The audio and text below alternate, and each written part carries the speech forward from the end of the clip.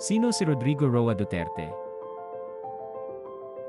Si Rodrigo Duterte ay protector, the punisher at strong leader.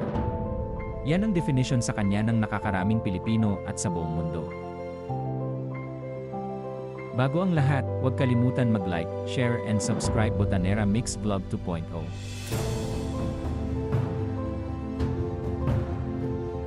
Si Rodrigo Roa Duterte ay ika-16 na Pangulo ng Pilipinas.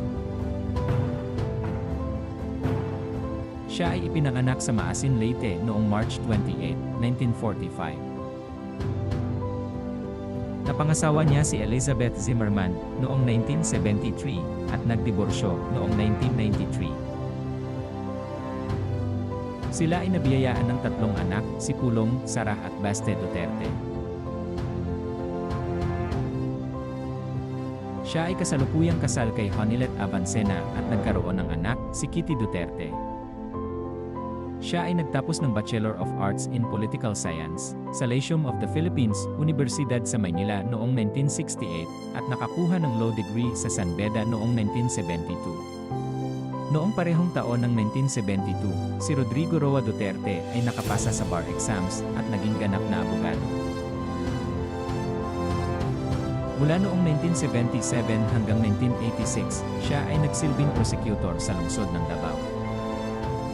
Siya ay nagsilbing alkalde ng Davao mula 1988 hanggang 1998 at nahalal din bilang mambabatas sa unang distrito ng Davao noong 1998. Muli siyang nagbalik bilang alkalde ng Davao mula 2001 hanggang 2010. Bilang alkalde ng Davao, si Rodrigo Roa Duterte ay kinatatakutan ng mga kriminal durugista at masasamang loob na siyang dahilan para maging tahimik at progresibo ang lungsod ng Davao. Noong 2016, siya ang napagkasunduan ng PDP laban bilang pambato sa pagkapangulo.